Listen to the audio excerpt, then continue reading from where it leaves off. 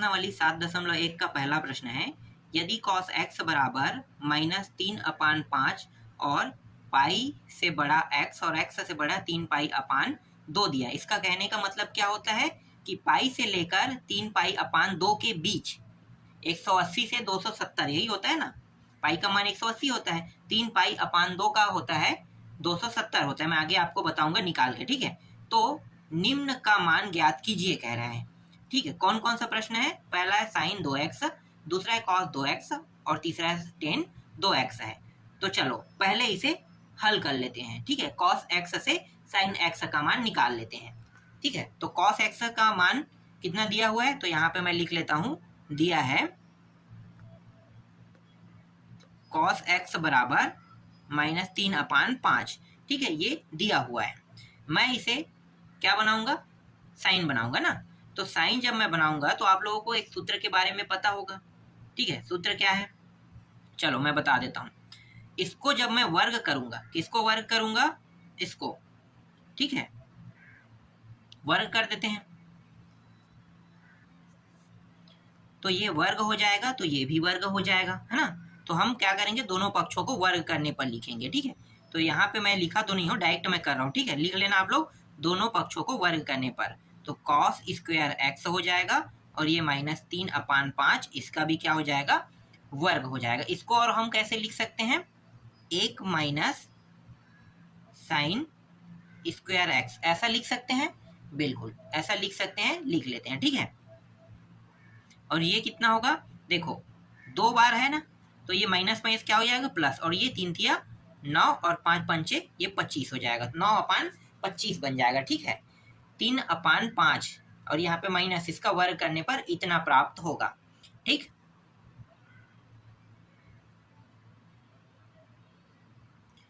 अब ये जो 1 है यहीं पे रहने देते हैं और इसको इस पार ले आते हैं, तो ये प्लस में है ना, मान इस साइड आके क्या हो जाएगा? माइनस में, 9/25 इस तरीके से, और ये मान इस पार आ जाएगा।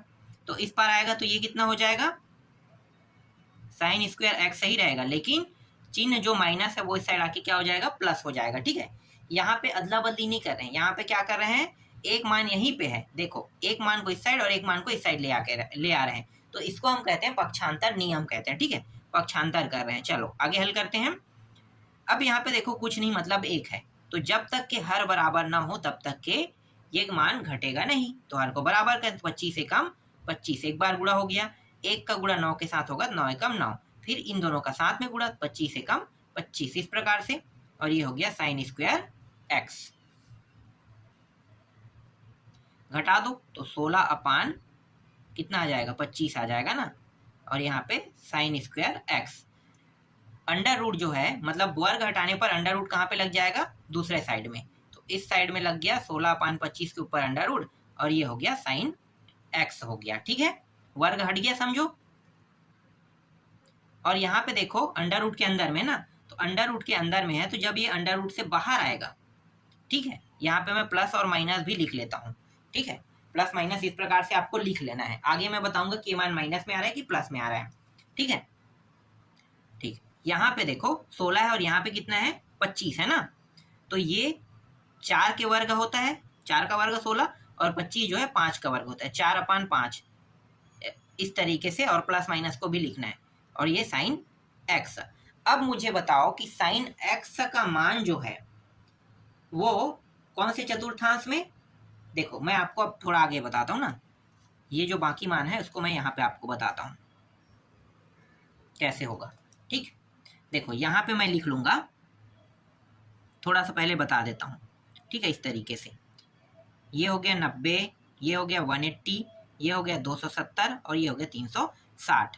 तो ये जो यहाँ पे 0 से लेके ये 90 तक के है ना, यहाँ पे सभी मान किस में होंगे? प्लस में, सभी मान प्लस में होगा। 90 से लेकर 180 के बीच जितने भी मान हैं उनमें से साइन और कोसेक, ठीक है, इनके मान बस किस में होंगे? प्लस में। बाकी के मान किस में आएगा? माइनस में, ठीक है। ये प्रथम चतुर्थांश है, ये द्वितीय चतुर्थांश है, ये तृतीय चतुर्थांश है। तृतीय चतुर्थांश 180 से 270, तो इसके सभी मानों में से सिर्फ 2 मान टेन और कॉट ये बस प्लस में होंगे, बाकी सभी मान के क्या किसमें होंगे, माइनस में। और इसमें जो है ना ये कॉस और सेक बस प्लस में होगा, बाकी सभी मान किसमें होगा, माइनस में होगा, 270 से 360 के बीच में। ठीक है, अब इस प्रश्न में दिया कितना था मैं आपको बता देता हूँ, पाई से बड़ा एक्स, एक्स से बड़ा 3 पाई अपान 2 ना। पाई का मान कितना होता है 180 अंश, 180 अंश से बड़ा एक्स, और ये कितना है 180 गुणित 3। देखो मैं यहाँ पे कर देता हूँ 180 गुणित 3 अपान 2, तो ये हो गया 90, 9 दूनी 18 9 27, 270 होगा बिल्कुल। तो ये जो है ना 3 पाई अपान 2 270, तो 180 से 270 के बीच में 10 और कॉड बस क्या है, प्लस में है।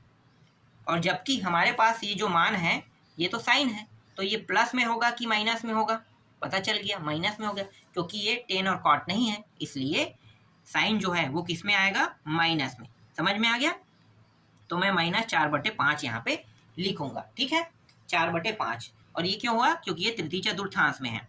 ठीक है, तो यहाँ पे ऊपर में मैं लिख देता हूँ, चूंकि x कौन से चतुर्थांश में, तृतीय, सिर्फ च बस लिखता हूँ, इसका मतलब चतुर्थांश में स्थित है, इसलिए साइन माइनस मतलब साइन बराबर, एक मिनट यार साइन बस क्यों लिखूंगा मैं, इसे पूरा साइन एक्स लिखूंगा ना, साइन एक्स, इसके बाद बराबर, फिर -4/5 जो है वो इसमें होगा, माइनस में होगा। समझ में आ गया, तृतीय चतुर्थांश में ये मान माइनस में होगा। ठीक है, अब पहला प्रश्न को हल करते हैं। पहला प्रश्न क्या था भाई, साइन 2x था, यही था। साइन 2x को और हम कैसे लिख सकते हैं, हम इसको लिख सकते हैं 2 साइन x कॉस x, ऐसा लिख सकते हैं। ठीक है, लिख लिए।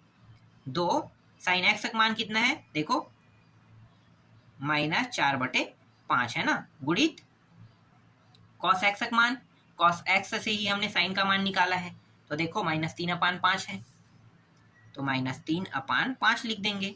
ठीक, यहाँ पे कुछ भी नहीं कट रहा है, सबको गुणा कर देते हैं, 4 दूनी 8, 8 तिया 24, माइनस माइनस प्लस, तो ये प्लस 24 और ये 5 पंचे 25, तो साइन 2x का मान कितना आ गया, 24/25 आ गया। ठीक है, पहले प्रश्न का उत्तर आपका निकल गया, एक मिनट, साइन 2x। ठीक है, इसको लिखने की जरूरत नहीं है, यहाँ पे डायरेक्ट समझ में आ गया होगा, 24/25। ठीक है, साइन 2x का मान कितना है, 24/25 आया। ठीक, दूसरा प्रश्न देखते हैं आप। दूसरा प्रश्न में था cos 2x। cos 2x को और कैसे लिख सकते हैं, देखो cos 2x को आपको इस तरीके से नहीं लिखना है, इसको लिखना है आपको 2 cos स्क्वायर x माइनस 1, ये होता है cos 2x का मतलब क्या होता है, 2 cos स्क्वायर x माइनस 1 होता है, ये होता है ना। तो cos 2x को आपको इस प्रकार से लिखना है, और 2 cos square x, cos x का मान आपको पता है, देखो कितना है, -3/5, तो यहाँ पे मैं कर देता हूँ -3/5, और यहाँ पे वर्ग लगा है तो वर्ग -1, इस तरीके से 2 गुणित, और ये माइनस माइनस 2 बार गुणा है, मतलब ये प्लस में हो जाएगा, 3 तिया 9, 5 पंचे 25, फिर -1, ये हो गया 9 दूनी 18, ये 25 -1, कुछ नहीं मतलब 1 है, घटाएंगे, घटेगा कब, जब नीचे के हर बराबर हो, तो 25 एकम 25, 18 एकम 18, 18 और ये 25 हो गया, फिर इन दोनों का गुणा 25 इस तरीके से। अब घटा दो, तो 18 में 25 घटाएंगे तो कितना आएगा, 18 में 25 घटाएंगे तो -7 आएगा, और ये रहा 25, तो cos 2x का मान कितना आया, -7/25 आया है ना। चलो अब तीसरा प्रश्न देखते हैं, बगल में देख लेते हैं। तीसरा प्रश्न जो है वो tan 2x है। ठीक है, tan 2x को कैसे लिख सकते हैं भाई, हम साइन और इसके रूप में लिख सकते हैं, साइन और cos 2x। ठीक है, इस फॉर्म में इसे लिख लेते हैं। ठीक है, साइन 2x और cos 2x का मान हमारे पास है, देखो मैं आपको दिखा देता हूँ। साइन 2x का मान कितना है, 24/25 आया ना, तो मैं क्या करूँगा, साइन 2x की जगह में यहाँ पे 24/25 लिखूंगा। फिर देखो यहाँ पे cos 2x का मान कितना निकला, -7/25, तो यहाँ पे अब मैं लिखने वाला हूँ -7/25। ठीक है, इस तरीके से 25 और 25 यहाँ पे कट गया, दूसरा और चौथा से, तो ऊपर में बचा कितना है 24, और यहाँ पे कितना बचा है, -7 बचा है। ठीक है, तो 24/-7, इसको हम और लिखेंगे किसे, कैसे लिख सकते हैं, -24/7, क्योंकि माइनस नीचे में है तो नीचे से हम क्या करेंगे, ऊपर तो ले जाएंगे ना, तो इसको लिख सकते हैं -24/7, और यही क्या है, तीसरे प्रश्न का उत्तर है। तो इस तरीके से प्रश्न क्रमांक 1 में 3 प्रश्न था और तीनों प्रश्नों का उत्तर मैंने इस प्रकार से आपको दे दिया ना। दूसरा प्रश्न है, यदि 10x बराबर -5/12 और π/2 से बड़ा x से बड़ा पाई, तब निम्न के मान ज्ञात कीजिए। यहाँ भी sin 2x है, cos 2x और tan 2x दिया हुआ है। ठीक है, तो ये भी सेम वैसा ही हल होगा जैसा मैंने अभी किया है। तो इसको मुझे लगता तो नहीं आप लोगों को बताने की आवश्यकता है। ठीक है, ये प्रश्न आप लोग पहला प्रश्न की तरह ही हल करोगे। बस आपको ये चीज ध्यान देना है, क्या ध्यान देना है, यहाँ पे π/2 से बड़ा x एक्सेस बड़ा पाई कह रहा है ना, मतलब जो मान आपका किस में आएगा, 10, देखो यहाँ पे किस में दिया है, 10x दिया हुआ है ना, तो 10x के मान को आपको किस में बदलना है भाई, साइन में बदलना है।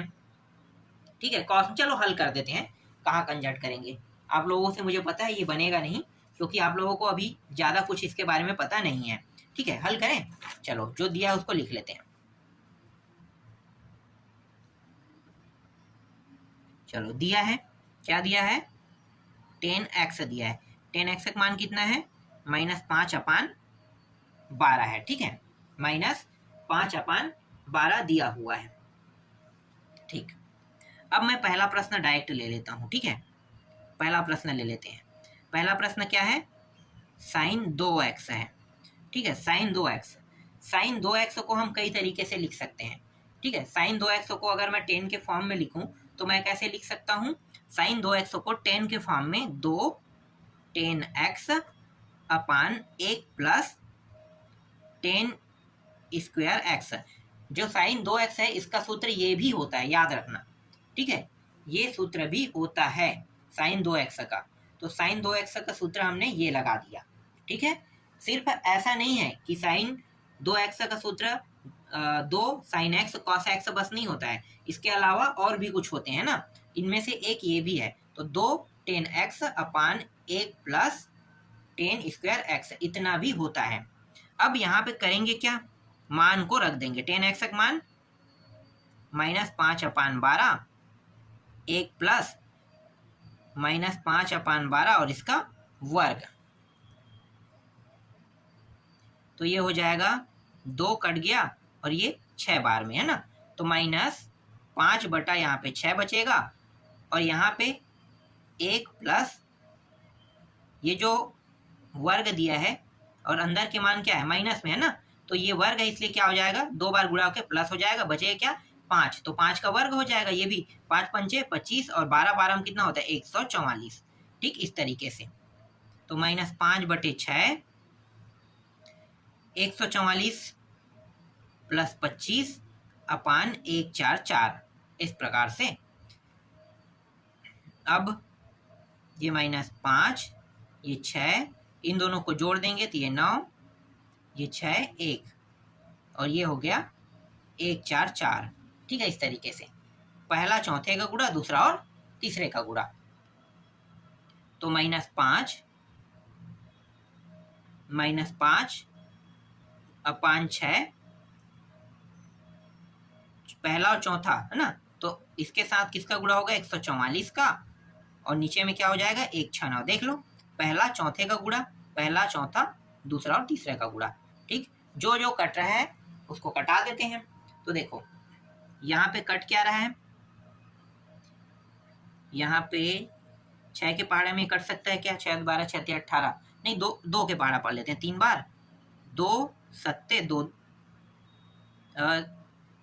2 दूनी। ठीक है, 3 के पहाड़े में कट सकता है क्या, 3 एकम 3 दूनी 3 छक्के कट गया। ठीक है, ठीक है, ये पूरा कट गया। 26 का पहाड़ा कितने बार पढ़ना है, 5 बार, तो कितना होगा 26 का पहाड़ा 5 बार पढ़ोगे तो 6 पंचे 30 का 0, 6 दूनी 12 और 3 कितना हो जाएगा 12, सॉरी 5 दूनी 10 और 2 12। ठीक है 12, तो 26 पंचे कितना हो गया 120। ठीक, और यहाँ पे कितना है 1 6 9, तो इतना प्राप्त हुआ। ठीक है, साइन, ये जो साइन 2x का मान कितना प्राप्त हुआ, -120/169 प्राप्त हुआ। ठीक, तो पहले प्रश्न का उत्तर प्राप्त हो गया। ठीक है, दूसरा प्रश्न देखते हैं। cos 2x, cos 2x को भी tan के रूप में लिखेंगे क्योंकि हमारे पास साइन का मान नहीं है, ठीक है, ना ही हमारे पास cos का मान है। तो हम कौन सा सूत्र लगाएंगे, इसके परिवर्तन रूप जो tan का सूत्र हो। ठीक है, तो यहाँ भी हम cos 2x को 1 माइनस tan स्क्वायर x इस तरीके से लिख सकते हैं, 1 प्लस tan स्क्वायर x इस प्रकार से भी हम लिख सकते हैं किसको, cos 2x को। ठीक है, कई तरीकों से लिखा जाता है, ये बात आपको पता होना चाहिए। ठीक है, इनमें से एक तरीका ये भी है। चलो यहाँ भी हम क्या करेंगे, tan के मान को रख देंगे। तो tan का मान क्या है, tan का मान है -5/12 है, और इसका वर्ग है ना 1 प्लस -5/12 इसका भी वर्ग।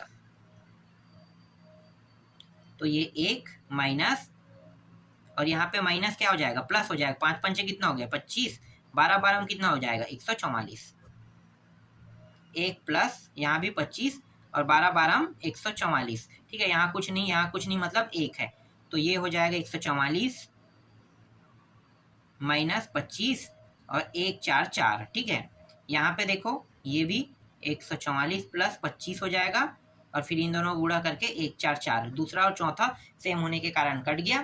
ठीक है, बचा क्या 144 माइनस 25, और यहाँ पे 144 प्लस 25 बस बचा।